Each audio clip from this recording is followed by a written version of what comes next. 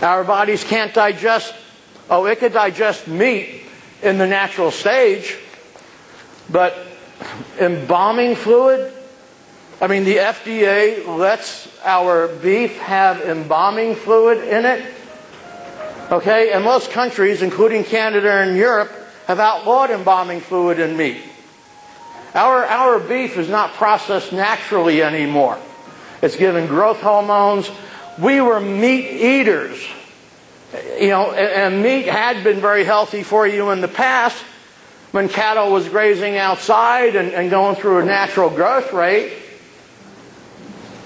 FDA, I personally have a problem with it. Because you realize that only this year, they just passed a law that if a calf or a cow couldn't stand up, it couldn't be butchered and slaughtered and sent to the store. You don't know if that cow has cancer. What were they doing with the sickly cows and still doing with the sickly cows? They grind it up for feed. Your bodies can't digest the antibiotics. So chelation is still like a magnet, and it helps clean your veins. Chelation, and I'm coming from Florida, I lived there for 42 years, the retirement state, is a very big thing in Florida. But I think there's only one doctor, according to the gentleman that owns a health food store, there's only one medical doctor across the bay that does chelation treatment in the area. I went back to my cardiologist about 6 months later, and he redid an MRI with the CAT scan and all that stuff and the dye. And he said, well, your veins are clean. We don't have to do open heart. What did you do? And as God is my witness, I just said I went to Dr. Curdy Koulitis. He put his head down angrily and stormed out the door and never even said goodbye to me. Why? 18.7% of our gross national product is spent in the medical field. Almost 20% of all the money is spent in medicine or doctors or hospitals. If you read your doctor's certificate, it's the practice of medicine. It hasn't been perfected yet.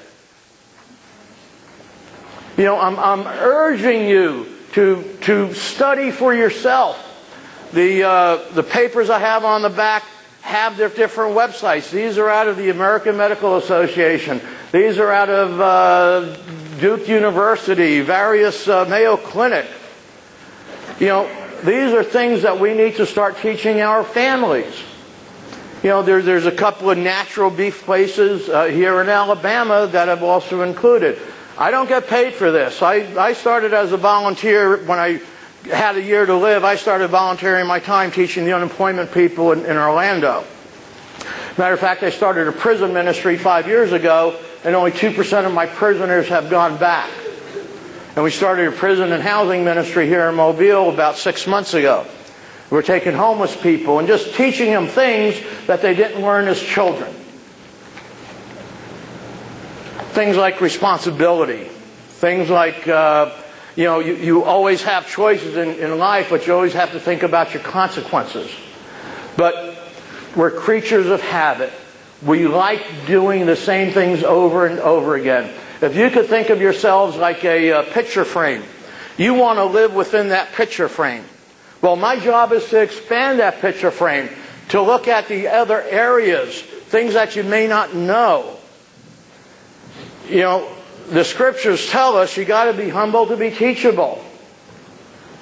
We don't know it all. Dr. Einstein, just before he passed away, in his last talk he gave at UCLA, he had said he was an atheist a part of his life, and how little he knew about physics.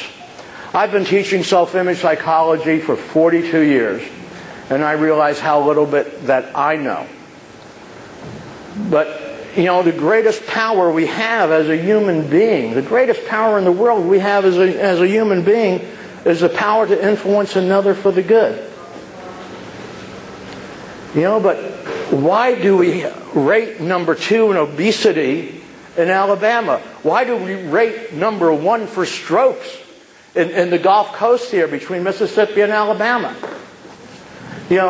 Again, I'm sorry, you're not going to like what I say, but I get paid for telling the truth.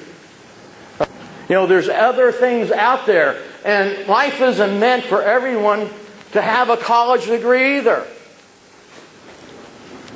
You know, some people are great artists. Some people are great at other things. You know, World Program is just, again, building up the government to get more money to grow the government. Why did the South go to war? They didn't want the North to take over and have large government. But what I'm saying is that if you don't have a direction in your life, and especially if you don't start putting your heart back into your life and start looking at some of the things that you're doing, you know, one of my favorite expressions, if you can't measure it, you can't manage it.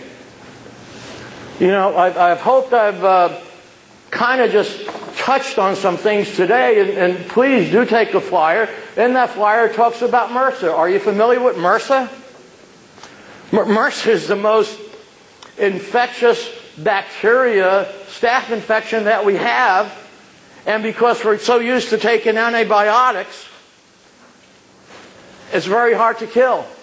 One of every 3 people here in the room has a MRSA virus living in their nose. Highly contagious. Highly contagious. We don't talk about it though. Why? Where do you get the MRSA viruses?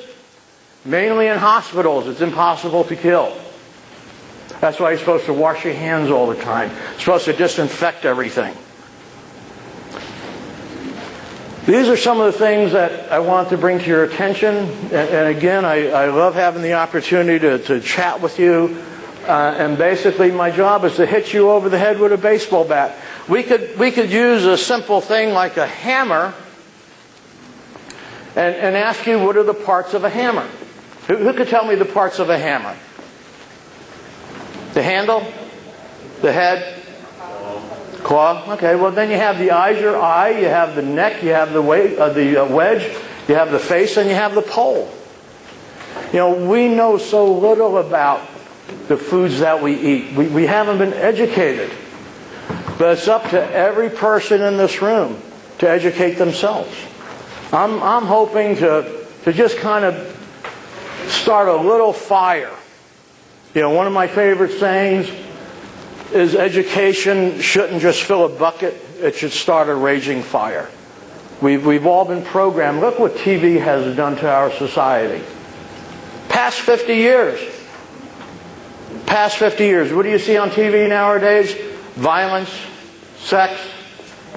You know, do you really think that's God's way? But, you know, we sit idly by and we just get immune to it.